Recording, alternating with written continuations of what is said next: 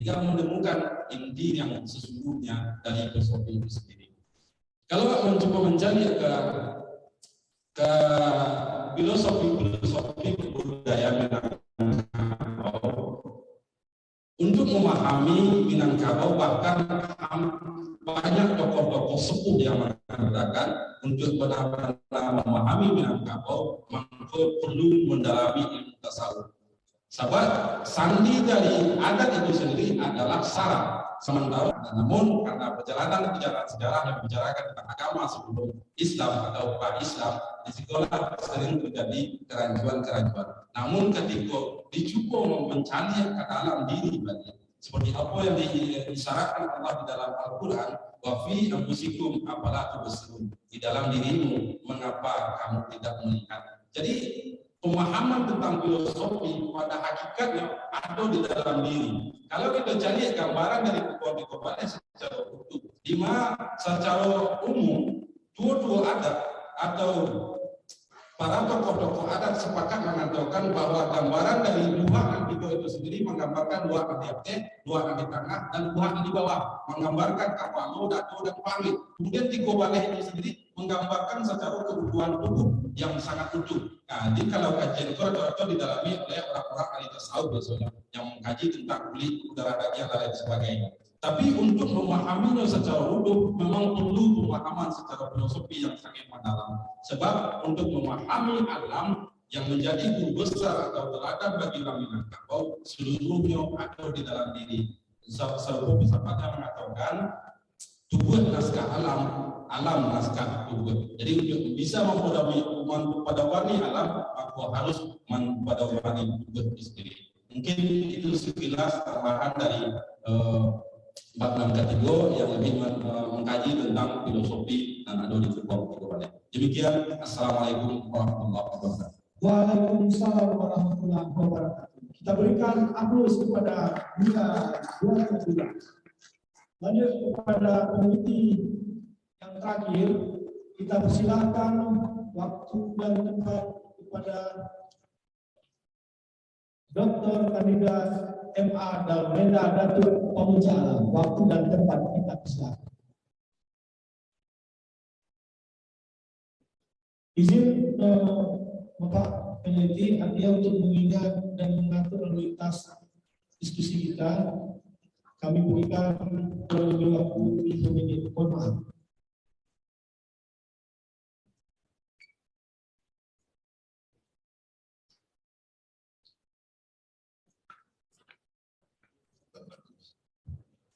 Assalamualaikum warahmatullahi wabarakatuh. Hormat dan bermulia angkuanku pemangku adat ini Mama saya pandai ahli ulama dan Bunda Tanjung serta Bapak Ibu sama-sama kita hormati. Mohon izin saya menyampaikan hasil dari analisa dari Bapak langsung kelima masuk tadi ya masuk ya. Nah, dari hasil apa yang kami simpulkan dari tentunya di mana kami 75 negara pada poin yang kelima ini dapat kami mengambilkan bahwa di kubu di dalam Minangkabau ini mengenal tiga hal kekuasaan yang ini otoritas agama, ada agama dan pengetahuan. Ketiga, ini diwakili oleh beberapa unsur yang pembulu utama cendekiawan yang saling berhubungan satu sama lain. Artinya ada pengakuan, ada legalitas yang disepakati bersama bahwa tiga unsur ini ada agama dan pengetahuan itu menjadi tiga buku, tiga simpul yang sepakat itu terjadi di semua negari-negari yang ditemui atau didatangi oleh kelompok kita di 74. Ini yang menjadi garda terdepan, kesepakatan bersama terjadi.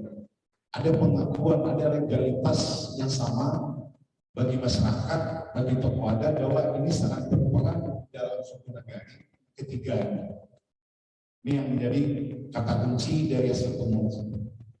Kemudian dengan terbentuknya struktur sosial dan bentuk sejarangan. Ini yang pemegang kendali, pengakuan yang sangat sistematis, legalitas yang tinggi, pengakuan keberadaan dari para pemangku adat, para tokoh agama. Itu poin penting yang pertama. Kemudian terkait dengan peraturan di daerah Sumatera Barat tahun 7 tahun 2018 kan merupakan lembaga pemusatan tertinggi dalam penegakan pemerintah yang di dalamnya terdapat unsur. Ini ada perbedaan dari yang lama ke yang baru yang di 2018 itu. Namanya adalah pertama ada unsur ini mama, kemudian alim ulama, unsur seni pandai, unsur Purwokando, dan unsur Alim Paganagari yang bersangkutan sesuai dengan adat Sengkanagari, posisikan ibaratkan sebagai pelari terdepan atau garda terdepan di dalam setiap usaha adat dan negeri.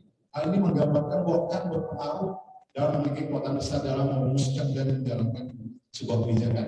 Artinya begini, dengan perda baru kemarin dan beberapa waktu lalu terjadi seminar mengenai pembahasan yang dimaksud. Terjadi perdebatan. Perdebatannya adalah masuknya di dalam struktur kan itu adalah Bundokando, Paling Paganagari. Nah ini terkesan sangat dipaksakan terjadinya peraturan mengenai nomor 7 tahun 2018. Nah, konon kabarnya itu tingkat kota kabupaten se-Sumatera Barat mayoritas itu menolak. Nah itu pun terjadi di negeri Sumatera Barat. Yang rata-rata mengatakan ini perlu peninjauan kembali terhadap ini. Ini perlu jadi catatan bersama bagi kita semua, terutama nanti bagi Nini Mama, para pemangku adat, termasuk kemudian Bundokando, dapat merespon bagaimana ini menjadi persoalan kita bersama yang belum selesai. Saya yakin, saya pastikan Solo belum membicarakan atau mencermati atau membicarakan persoalan ini, termasuk kota Solo. Ada beberapa waktu lalu di penelitian provinsi juga yang ditulis oleh beberapa dari UIN, itu menjadi suatu perdebatan juga mengenai masalah jangan perda bermasalah tanda kutip. Nah ini perlu kita sikapi bersama.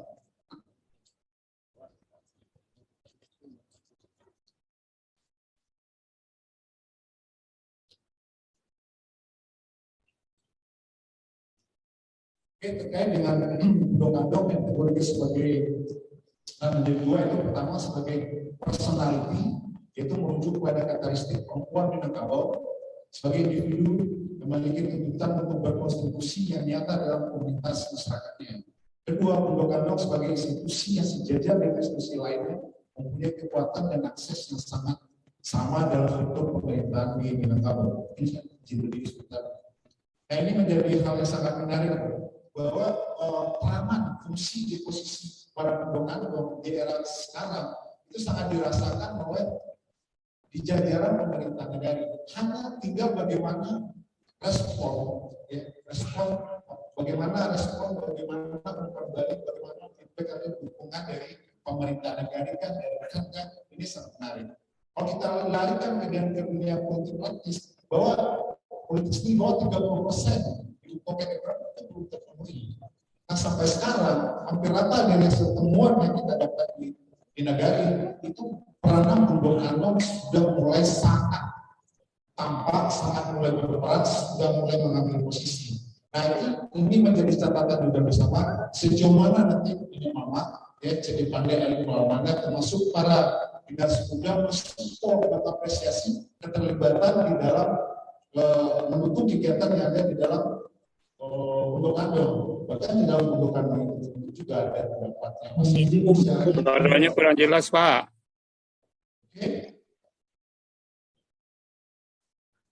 Oke, selanjutnya.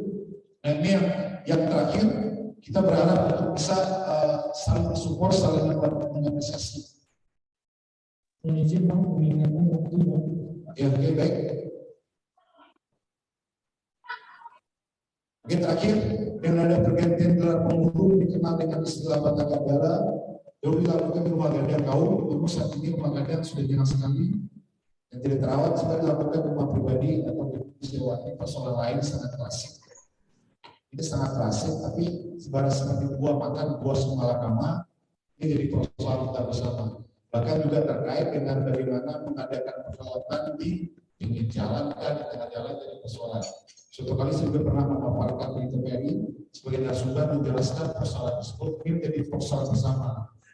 Cuma kata kuncinya disayangkan kita di Kabupaten Kota Solo belum sampai ke tahap itu mendiskusikannya. Kami punya harapan besar. Katakanlah sebagai akademisi yang sudah kami sampaikan di media secara terbuka, media profesional kami sudah sampaikan.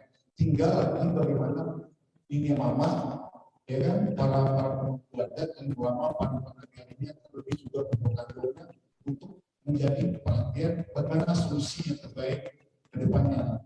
Ingat terusnya ada istiadat di dalam suatu negara di pada kedepan ini negara itu. Oke, baik, itu aja karena waktu yang dibatasi. Mohon maaf atas segala kekurangan. Assalamualaikum warahmatullahi wabarakatuh. Kita beri aplaus kepada Bapak Gabenda. Semangat beliau sama-sama kita rasakan dari gestur dan narasi, tetapi waktulah yang akan menentukan. Tapi di sesi kedua nanti akan kita perdalam. Mari kita berikan kesempatan terakhir kepada peneliti.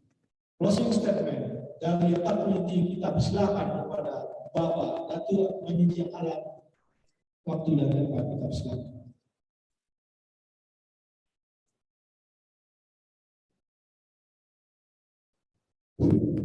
Terima kasih moderator. Sebenarnya di paparan ini akan menyampaikan Profesor Nusirwan karena beliau berhalangan sebentar ini saya dapat beliau sedang menikahkan anak beliau di Kabupaten.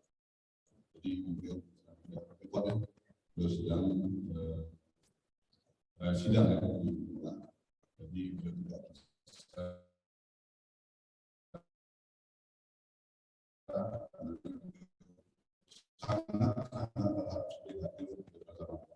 saya lanjut yaitu tentang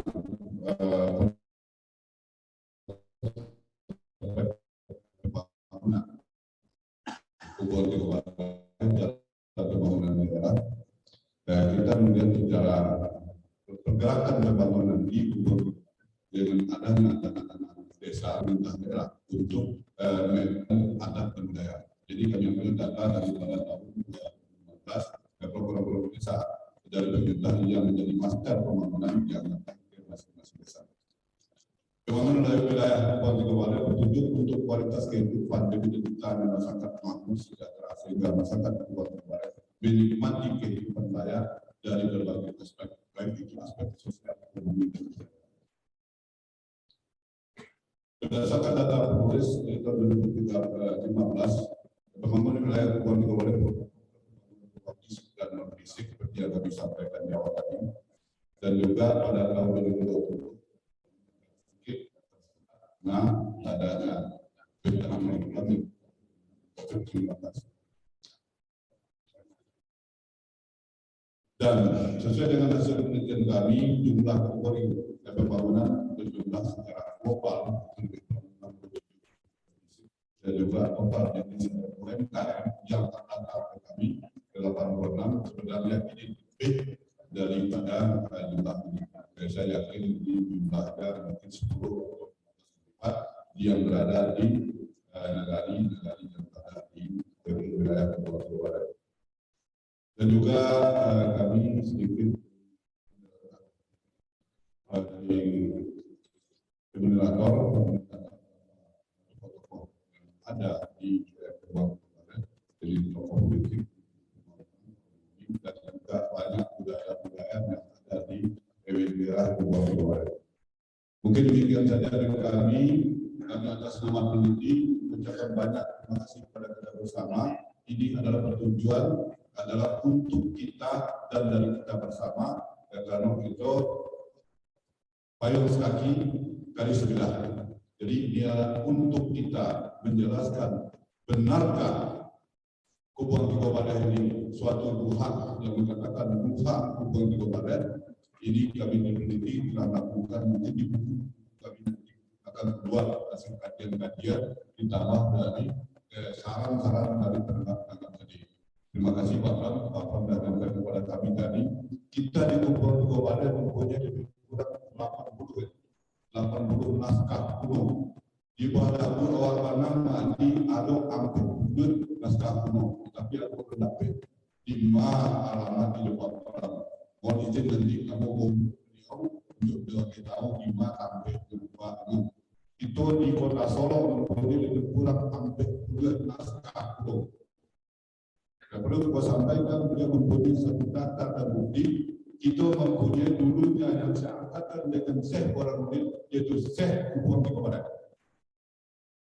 Itu seangkatan, beliau punya bukti dan data, beliau punya bukti dan data. Di mana semangat kami untuk mengangkat dari Pulau Kubon Tigobaleh. Seangkatan dengan Syekh Burhanuddin, yaitu kilo-kilo tahun 6 balik. Murid beliau adalah Syekh Sialahan. Jadi mungkin itu sebagai gambaran bagi kita nanti. Mudah-mudahan Pak Pram tidak keberatan beliau sebagai arkeologi dan filologi, tidak keberatan beliau nanti untuk mencari dan kawal, dan mudah-mudahan nanti kami meneliti berikan fotokopi dan pendakian fotokopi untuk mempertajam daripada tujuan mereka. Nanti supaya bisa kita bersepakat. So awak dulu, awak dulu. Kalau lah sepaket itu mengatakan bahwa Kubon Tigobaleh itu adalah doa, dan terakhir aku bicara dengan Datuk Perapatan Selatan, ya, Datuk Perapatan Selatan. Kubon Tigobaleh adalah doa, Kubon Tigobaleh. Itu ketegasan daripada kesimpulan kawan-kawan yang ada di Bukit Tinggi. Dia bawa dia penanggalan. Keluar. Bahwa di Indonesia kan dia itu ketua beliau, ketua Datuk Perapatan Selatan mengatakan Kubon Tigobaleh adalah doa. Jadi itu tadi waktu kami acara di Bukit Tinggi. Demikian saja dari kami. Banyak maaf. Wabillahi taufiq wal hidayah. Wassalamualaikum warahmatullahi wabarakatuh. Waalaikumsalam warahmatullahi wabarakatuh. Berikan aplaus yang mulia kepada peneliti Kubon Tigobaleh. Kita masuk kepada sesi penanggap yang akan ditanggapi oleh 4 penanggap kita yang hadir, 1 via Zoom dan 3 penanggap sudah hadir bersama kita di depan. Untuk itu kami dari moderator mengingatkan kepada penanggap diberikan waktu kurang lebih 5 menit. Nanti kalau lewat akan kita ingatkan. Kita persilahkan penanggap pertama, Dr. Astrinaldi, MSI. Silakan waktu dan tempatnya, Pak Dokter. Baik, terima kasih Pak Moderator. Suara saya terdengar? Dengar Pak Dokter. Oke, baik. Izinkan saya share screen karena ada beberapa catatan saya yang mudah-mudahan bisa dimasukkan kepada kawan-kawan peneliti. Alhamdulillah, saya sudah membaca beberapa hal terkait dengan penelitian ini, dan tentu ini menjadi isu yang menarik bagi masyarakat Sumatera Barat atau orang Minang pada hari ini ya. Banyak pertanyaan tadi para peneliti sudah menjelaskan apa itu Kubon Tigobaleh, bagaimana asal penamaan Kubon Tigobaleh, kemudian apakah bisa Kubon Tigobaleh disebut sebagai luha, dan banyak yang saya pikir juga terkait dengan eksistensi Kubon Tigobaleh pada hari ini ya, terutama dalam pikiran publik Sumatera Barat. Yang jelas bahwa penelitian ini memang menarik dan ini bukan pekerjaan yang mudah. Saya menyadari itu. Berbagai perspektif, baik kajian secara literatur maupun secara empiris, itu sesuatu yang sulit untuk digabungkan ketika lintasan waktunya adalah masa lalu, kemudian sekarang, dan yang akan datang. Walaupun yang akan datang itu belum menjadi bagian dari perhatian penelitian ini. Tapi bagaimanapun tentu ini akan menjadi bagian untuk melihat eksistensinya ke depan, sampai pada konteks pengakuan terhadap Kubon Tigobaleh itu. Sebagai perbandingan menurut saya, ini memang penting untuk kita kaji bersama, bahwa sebenarnya kalau kita bicara tentang Minangkabau sebagai atau kerajaan Pagaruyung, itu dalam kajian Jocelyn de Jong ya terkait dengan Minangkabau ini, bahwa banyak nagari-nagari itu yang menjadi bagian dari negara konfederasi yang disebut kerajaan Pagaruyung itu. Artinya apa? ini juga sudah dijelaskan dalam penelitian ini bahwa Kubuang Tigo Baleh, apakah itu namanya nagari atau ranah atau rantau, itu adalah bagian dari kerajaan Pagaruyung yang ini juga otonom. Ini sudah dijelaskan, artinya bahwa dia sudah berdaulat dan otonom. Nah, kajian lain yang juga menurut saya penting untuk kita rujuk juga adalah Nafis tahun 84 juga mengatakan bahwa otonomi dimiliki oleh kerajaan kecil, ya, banyak nagari-nagari kelompok masyarakat di alam Minangkabau, dan tentu Kubuang Tigo Baleh juga menjadi bagian dari itu. Dan saya meyakini bahwa ada undang-undang nagarinya, ada undang-undang isi nagarinya, ada undang-undang luhak dan rantau yang juga bagian dari kerajaan alam Minangkabau yang otonom tadi, dan undang-undang 20. Dan ini juga bagian dari apa yang kita sebut dengan negara konfederasi itu. Nah, begitu juga yang menarik. Nah, ini juga agak berbeda dengan apa yang saya katakan sebelumnya. Namun kajian tentang pemerintahan Minangkabau di masa lalu memang belum banyak menyebut tentang Kubuang Tigo Baleh. Tadi Dr. Wan Nofri sudah menyebutkan beberapa, tapi lebih pemerintahan Minangkabau. Saya belum melihat gimana Kubuang Tigo Baleh itu. Ini mungkin perlu elaborasi. Saya cari di buku-buku Idrus Hakimi, Asbir, dan kawan-kawan yang lain itu juga tidak menggambarkan ya buku gambaran tentang Kubuang Tigo Baleh kecuali persoalan adat dan budaya. Kemudian Kubuang Tigo Baleh atau Solo lebih tepat dalam bukunya Ibrahim Datuk Sanggono Dirajo mengatakan dia disebut sebagai ranah. Jadi kalau peneliti mengatakan bahwa Kubuang Tigo Baleh adalah rantau, luha, nah ini memang perlu ada kajian yang mendalam yang memberikan fakta empirik terkait dengan luhaknya itu gitu. Jangan sampai nanti jadinya bukan luhak Nantigo, jadi luhak Nanampe. Nah, ini kan juga perlu ada fakta-fakta empiris. Nah, ini yang saya katakan ketika mencoba menggambarkan bagaimana kajian yang dilakukan hari ini mencoba melintasi zaman masa lalu. Nah, ini bukan hal yang mudah, walaupun ada pakar sejarah itu Pak Dr. Wan Nofri, tapi ini perlu kehati-hatian dalam mengambil kesimpulan nantinya gitu. Ada beberapa tanggapan menurut saya yang perlu kita kritisi. Pertama, memang banyak kajian yang dilakukan dalam buku ini atau draft buku ini perspektif sejarahnya dan lebih dominan menjelaskan keberadaan wilayah Kubuang Tigo Baleh, lebih kepada wilayah menurut saya. Nah, kemudian juga tergambar dengan asal-usul penamaan, ada konteks geografis wilayah Kubuang Tigo Baleh, di halaman 11-12 sudah dijelaskan dengan sangat baik, walaupun dari perspektif lain tentu ada juga gitu. Kemudian kesamaan adat juga tentang Sako dan Pusako sebagai bentuk bahwa ini menyatakan bahwa Kubuang Tigo Baleh merupakan daerah yang memang bisa diarahkan kepada luha yang disampaikan oleh para peneliti tadi. Walaupun ada beberapa nagari yang mengatakan mereka bukan bagian dari Kubuang Tigo Baleh. Di buku dijelaskan ya, misalnya Sanyang Baka. Nah, ini kan juga menjadi perspektif lain ya untuk menggambarkan bagaimana sebenarnya Kubuang Tigo Baleh itu.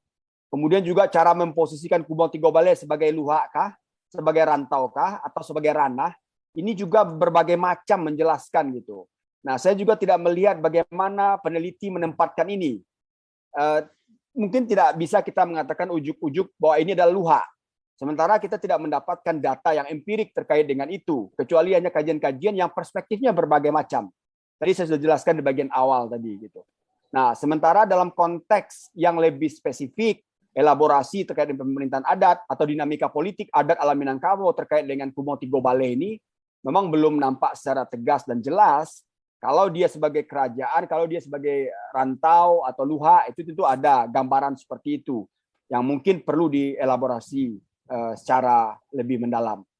Nah, hal lain yang juga menurut saya yang penting untuk dikaji secara mendalam dan ditambahkan bukti-bukti empirisnya tentang bagaimana menjelaskan Kubuang Tigo Baleh berdasarkan analisis empiris yang ada pada hari ini gitu. Ini kan sudah diceritakan di bab 5 dan bab 6. Tapi saya pikir itu tidak begitu lengkap ya, karena cenderung normatif. Kalau normatif tidak ada bedanya dengan apa yang dituliskan oleh peneliti-peneliti sebelumnya. Artinya kebaruan dari kajian ini yang ditawarkan di awal bahwa ini menjawab apa yang disampaikan keraguan masyarakat itu belum tercapai menurut saya, karena normatifnya yang lebih dominan ketimbang empirik yang menjadi bukti bahwa ini loh yang sebenarnya menjadi Kubuang Tigo Baleh itu. Sehingga kita bisa mengatakan bahwa Jawaban terkait dengan Kubon Tigo Balai apakah luha, rantau, atau ranah, ini juga belum tergambarkan. Apakah memang Kubon Tigo Balai itu dibuang atau kubuang, itu juga tidak terjelaskan dengan baik itu. Nah, terakhir barangkali ini karena waktu terbatas menurut saya, ada beberapa catatan yang mungkin perlu dijelaskan ya. Pertama terkait dengan fokus. Fokusnya apa sebenarnya?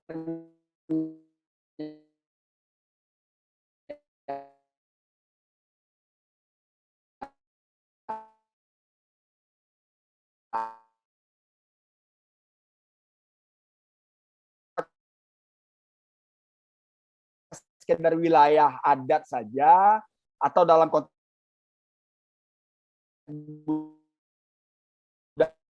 saja atau menjawab terkait dengan luhanya itu walaupun dia bagian dari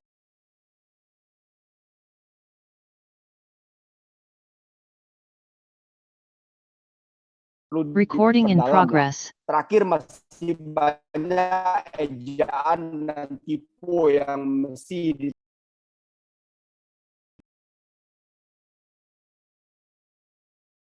ditemukan dalam kajian ini. Saya pikir itu dulu Pak Moderator. Terima kasih. Nanti saya sambung kalau kesempatan. Assalamualaikum warahmatullahi wabarakatuh. Berikan aku yang melihat penanggap pertama Bapak Dr. Asminadi MSI. Beliau adalah koordinator studi Doktor Kebijakan Publik Universitas Andalas. Kita persilakan kepada penanggap yang kedua adalah Bapak Dr. Pramono MA. Waktu dan tempat kita persilakan. Ya, terima kasih. Bismillahirrahmanirrahim. Assalamualaikum warahmatullahi wabarakatuh. Alhamdulillahirrahmanirrahim. Muhammad. Bapak Datuk Manji Alam yang kami hormati dan tim yang kami banggakan community. Ini mama, ibu kandung yang kami muliakan. Bapak-bapak, karena melengahkan waktu karena sudah mepet sekali, kami ingin menyampaikan beberapa hal berkenaan dengan pembacaan kami terhadap draft buku yang disusun oleh teman-teman peneliti berkenaan dengan Kubon Tigo Balai. Bisa ditampilkan Pak Dino? Sudah ya. Jadi saya melihatnya bahwa keahlian selama kepada tim peneliti yang sudah merampungkan draft, ya, walaupun belum sempurna. Saya kira kesempurnaan ini akan berjalan nantinya mencapai kesempurnaannya, karena ini data semakin bertambah, kebenaran akan muncul dan informasi-informasi baru juga akan bertambah. Next, jadi Bapak Ibu, saya akan memberikan saran beberapa hal berkenaan dengan sumber. Jadi Kubon Tigo Balai itu saya bagi nanti catatan klasik lokal dan catatan Belanda dan termasuk berkenaan dengan beberapa hal yang berkenaan dengan narasi Kubon Tigo Balai. Karena waktu yang mepet itu saya akan mengatakan beberapa hal yang penting saja. Satu, sumber klasik yang menyebutkan Kubon Tigo Balai itu adalah Hikayat Tuan Muda Muda Badarui. Naskah ini adalah naskah Junumato sebetulnya, kabar Junumato. Tapi nama lainnya adalah Hikayat Tuan Muda Muda Badarui. Dalam teks klasik ini dia menyebutnya 3 kali. Tapi 3 kali dalam posisi yang dapat kita baca merupakan posisi-posisi penting. Salah satunya adalah bahwa 7 wilayah alam ke Minangkabau. Jadi bisa dibaca nanti kita bisa buktikan. Next, yang berikutnya teks klasik apa yang menyebutkan tentang apa menyebutkan Kubon Tigo Balai? Tentu saja Tambo. Sayangnya teman-teman peneliti tidak bisa mengakses Tambo yang begitu beragam. Salah satu Tambo yang saya kira harus dirujuk itu adalah Tambo yang disusun oleh Edward Jamaris berdasarkan 100 Tambo yang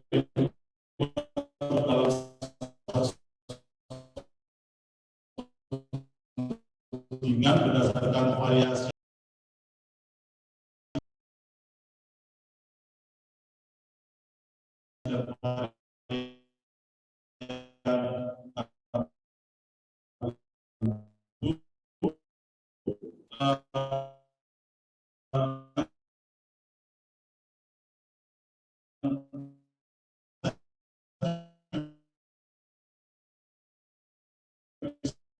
menjelaskan kepada kita tentang posisi Bung Tiko Balai dalam konteks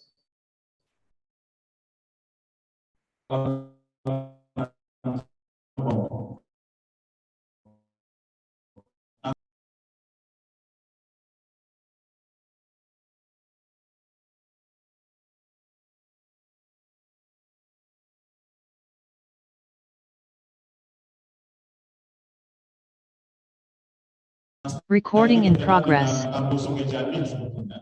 Tetapi menariknya adalah 5 halaman pertama itu berkisah tentang Bung Tiko Balai.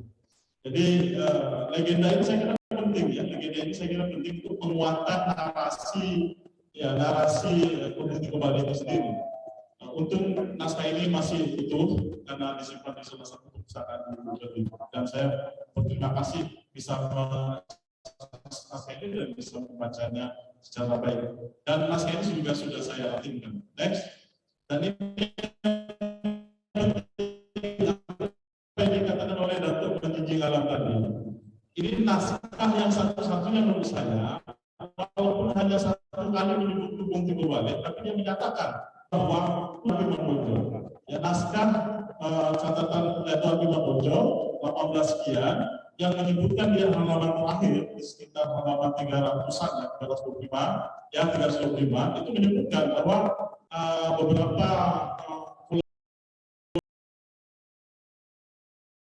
kolonial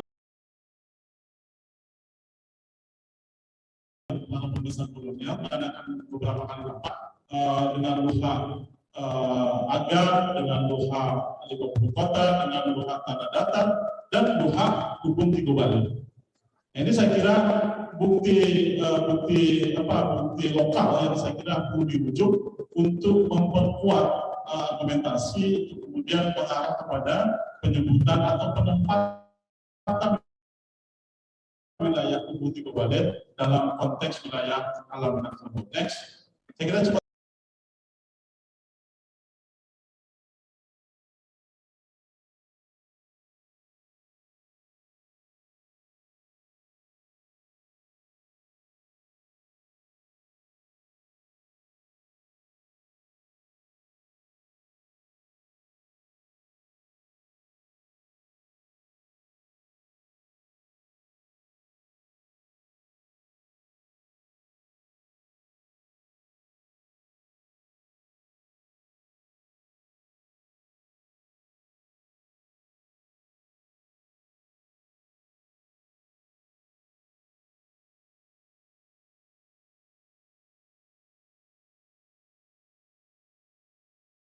Recording in progress.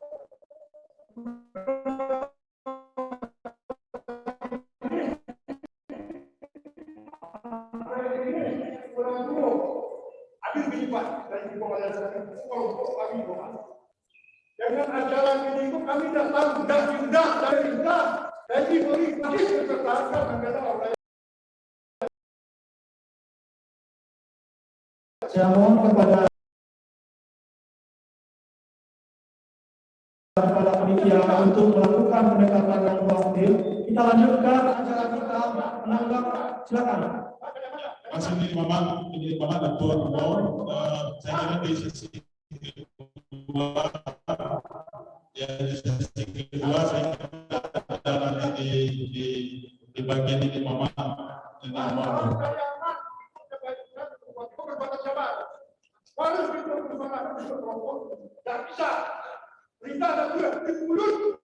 Ya baik, mohon maaf, Abu dari Mama Abu.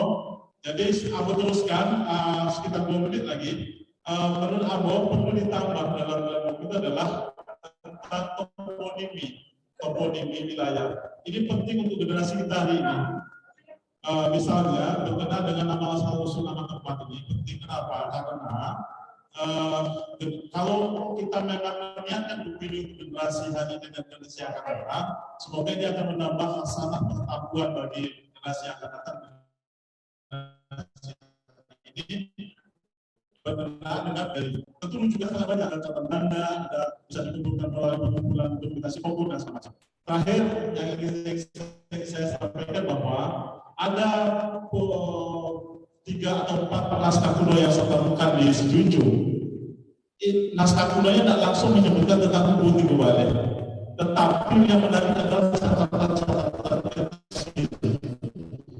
bercerita tentang wilayah Solo secara umum dan hubung Tigo Bale secara khusus. Peristiwa kebakaran, peristiwa penyerangan company dan segala macam, saya kira ini menjadi bagian penting ya untuk disusun oleh ini Mama Kito, Pak Dato, Pak Haji Alam. Semoga niat baik ini akan bisa mudah untuk melakukan penyempurnaan yang dilakukan. Mohon maaf. Assalamualaikum warahmatullahi wabarakatuh. Waalaikumsalam warahmatullahi wabarakatuh. Kita ucapkan terima kasih dan berikan aplaus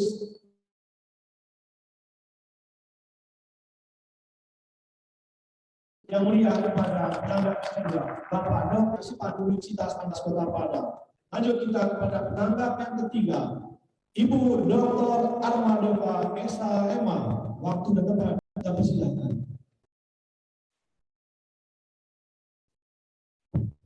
Assalamualaikum warahmatullahi wabarakatuh. Yang sama-sama kita hormati bapak-bapak tim peneliti, kemudian bapak-bapak kami, anak kami, mama kami, ini mama dari panggil yang lama, dan beliau kami beliau kandung. Pertama-tama saya mohon maaf ini karena pada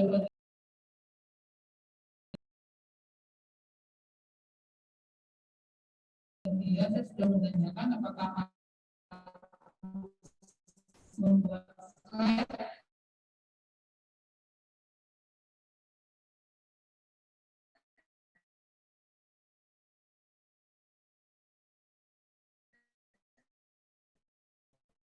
ternyata dijawab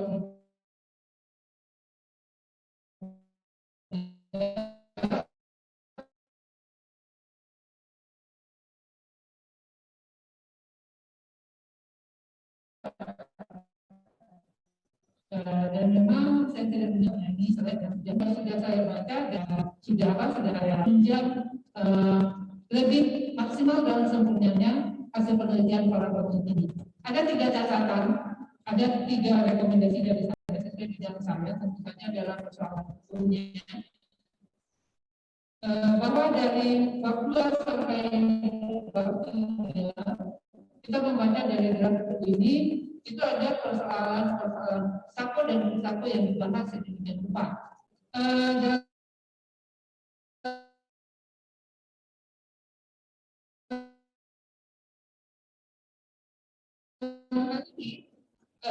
Hal juga dikelompokkan sako tinggi, sako rendah dan seterusnya. Kemudian juga persoalan sako dan sako yang paling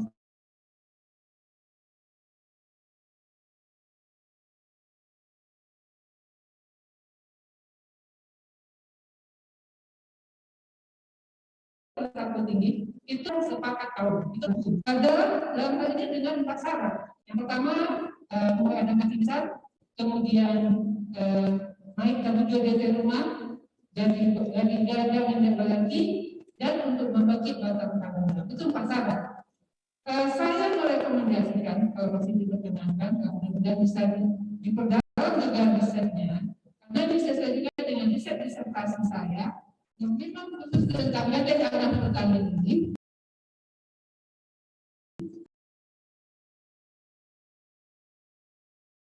Bahwa sebenarnya kalau kita ingin jujur dengan sejarah, kalau 4 hal itu mungkin di masa lalu benar.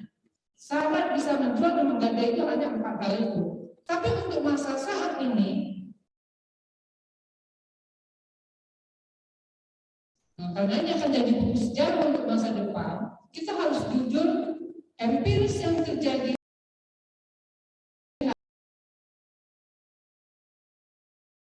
hari ini ada satu peristiwa, mungkin itu bisa dijadikan syarat kelima.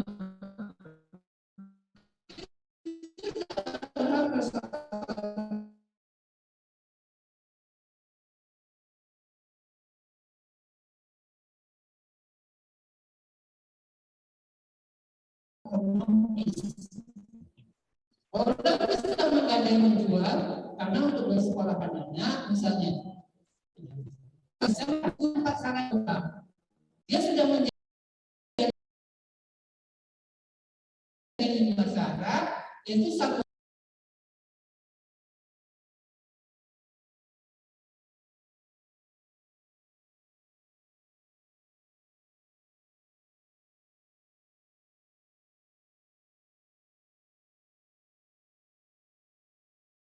Recording in progress. yang kabel itu satu boleh dijual. Kalau dulu memang hanya dalam 4 pasangan saja, tapi kemudian terjadi pergeseran, terjadi perkembangan. Masa sekarang misalnya pada saat kita menulis buku, itu faktanya bahwa menggadai dan menjual karakter satu itu juga boleh disebabkan oleh persoalan ekonomis, atau kalau malah jujur malah juga persoalan konsumsi. Itu yang pertama catatan saya, mungkin tambahan dari saya. Kemudian yang kedua, buku ini sudah mengulas sedemikian rupa, draft buku ini sudah mengulas sedemikian rupa dari sisi hukum tata negara yang mengatakan bahwa hukum pemerintahannya yang mengatakan bahwa hukum tiga balik itu kalau Datuk Ketemanggungan ikut Datuk Perpatim dan sepakat. Itu saya baca dari buku. Artinya kita tidak jelas ini apakah betul-betul fokus kepada Datuk Ketemanggungan yang memakai model aristokrasi, atau kita berpihak kepada model Datuk Perpatim dan sepakat yang cenderung kepada demokrasi. Nah, kita mungkin di tengah-tengah atau memadukan dua hal itu. Itu dari sisi hukum pemerintahannya.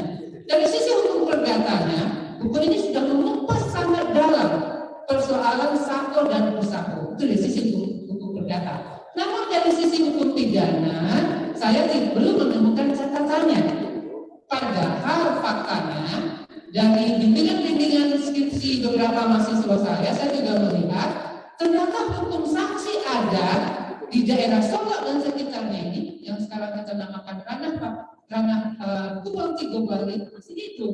Ada daerah-daerah di wilayah kita, tapi mungkin tidak semuanya di Kubang Tiga Bali, yaitu masih memperlakukan sanksi-sanksi pidana. Ada, misalnya untuk kasus kesusilaan itu ada sanksi denda 100 saksemen atau berapa saksemen, itu merupakan sanksi pidana. Jadi setidak-tidaknya kita mengupas di buku ini persoalan pemerintahannya sudah, persoalan perdatanya melalui sako dan bersako sudah. Mungkin penting juga untuk kita eksplor, kita gambarkan kepada generasi berikut kita persoalan aturan pidananya. Meskipun secara hukum positif yang berlaku itu tentu saja adalah hukum pidana nasional melalui kitab undang-undang hukum pidananya.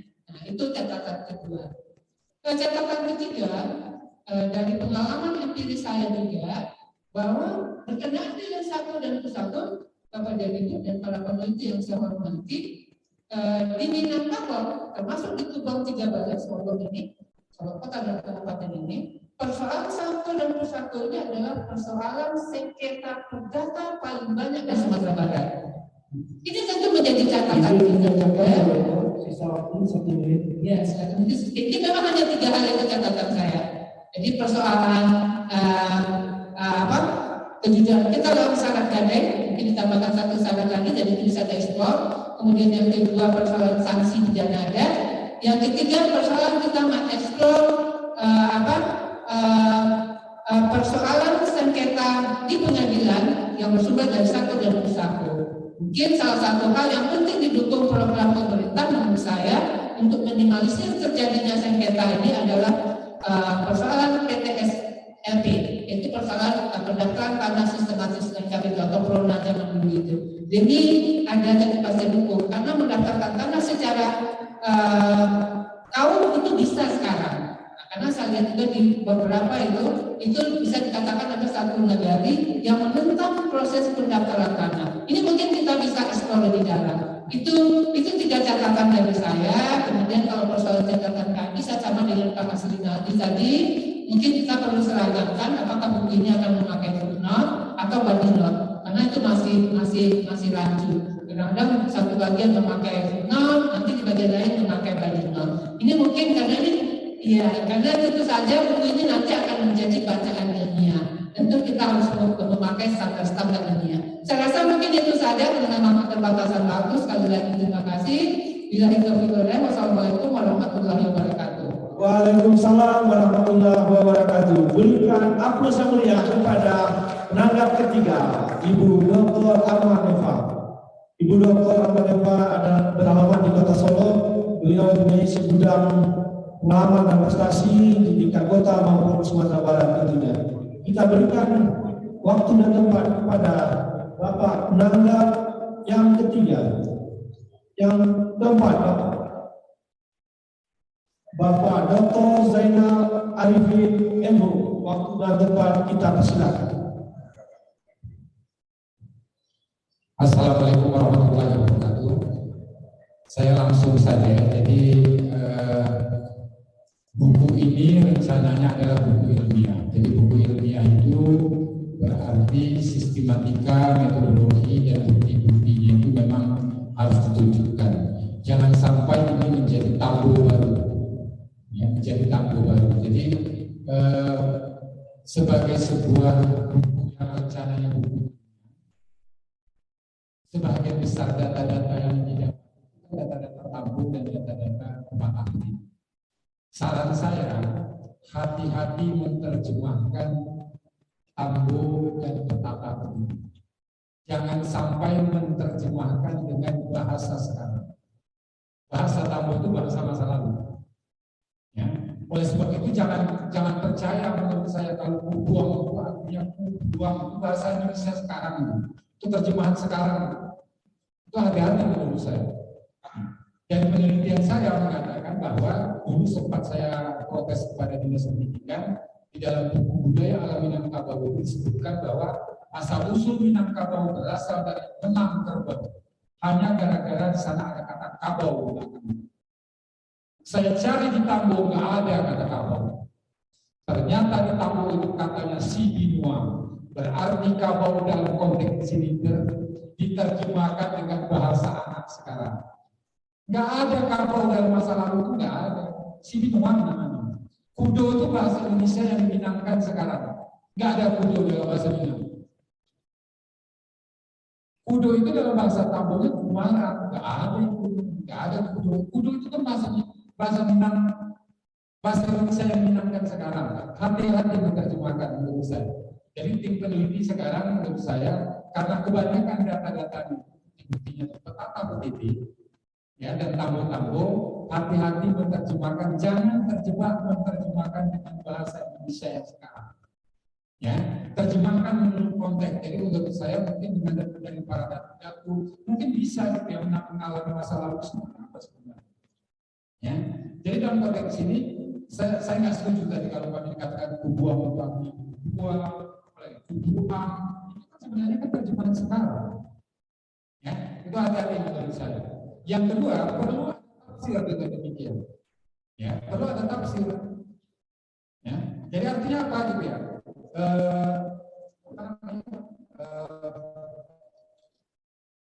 Berjanjang datang apa beda janjang dengan tangguh di sini? Itu harus ditafsir, nggak bisa. Dalam konteks bahasa Indonesia, dalam konteks teori linguistik dikatakan bahwa tidak ada bahasa itu yang sifatnya tetap. Dia akan berubah. Ya. Ada bahasa berarti ada peristiwa. Berarti di sini janjang dan tangguh itu bukan benda yang sama. Jangan dia sebenarnya adalah benda yang berbeda, fungsi yang berbeda. Hati-hati menerjemahkan. Jadi saran saya kepada tim peneliti sebenarnya itu ya. Jadi dalam konteks di sini karena kebanyakan data-datanya ini adalah data-data tangguh. Jadi hati-hati. Ya. Pengalaman saya ketika saya belajar bahasa Minang dulu, maaf saya kebetulan Sumando orang Minang Pak, Sumando orang Kotoanau. Ya, pengalaman saya pertama sekali belajar bahasa Minang itu adalah bahasa Cie Bo Iguampe. Ternyata ketika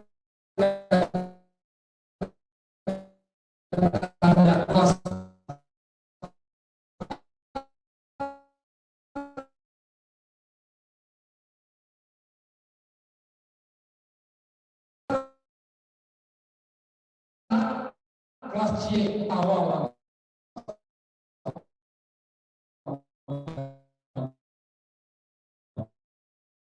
Gak ada kelas C yang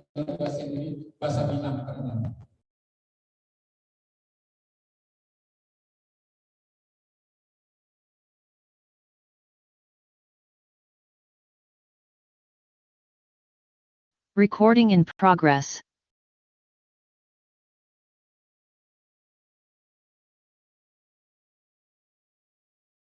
Bukan topografi. Pada kata rumah, Aten di sini artinya bukan ketinggian. Jangan-jangan Aten di sini sebenarnya adalah semakin masuk ke dalam. Makanya danau di Aten di bawah tempatnya.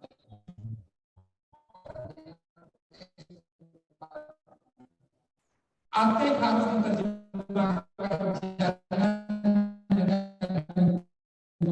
dengan bahasa Indonesia.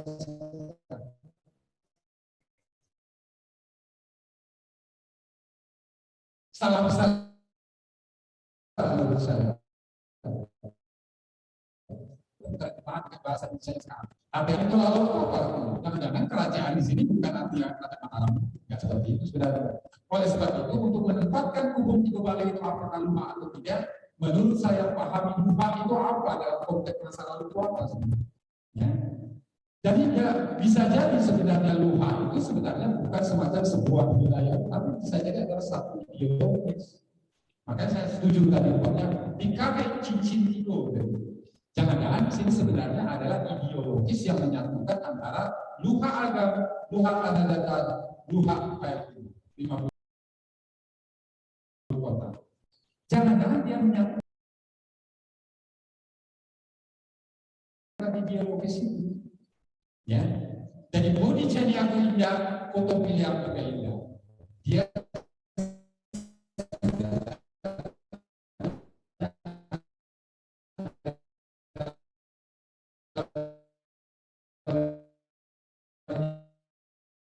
menyatukan ideologis.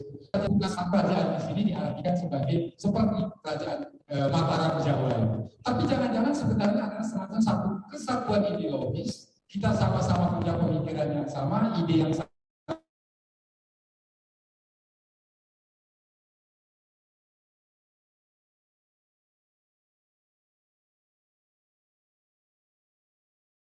Recording in progress.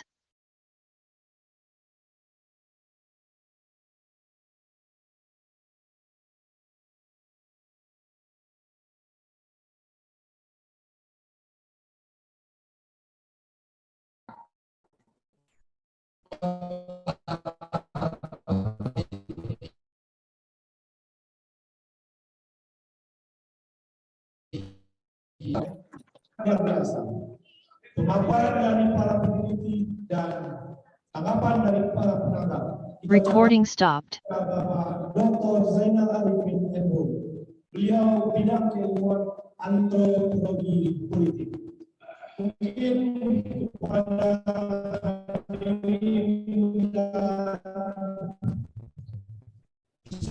Recording in progress. kita perlu menyemangati. Saya yakin dan percaya banyak masukan, kritikan yang akan kita sampaikan. Terus juga kepada bencana yang via Zoom live yang sudah disiapkan oleh Dinas Kebudayaan Provinsi Sumatera Barat, kita mohon dulu simpan segudang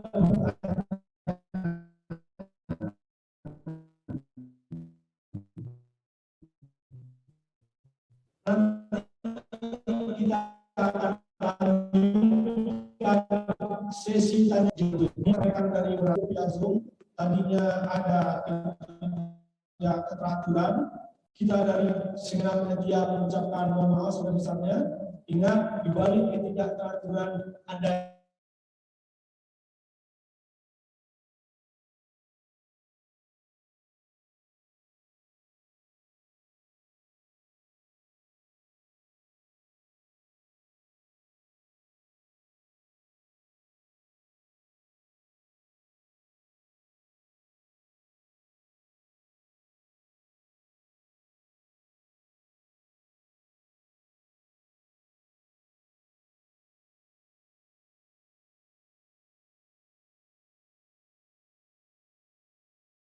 Recording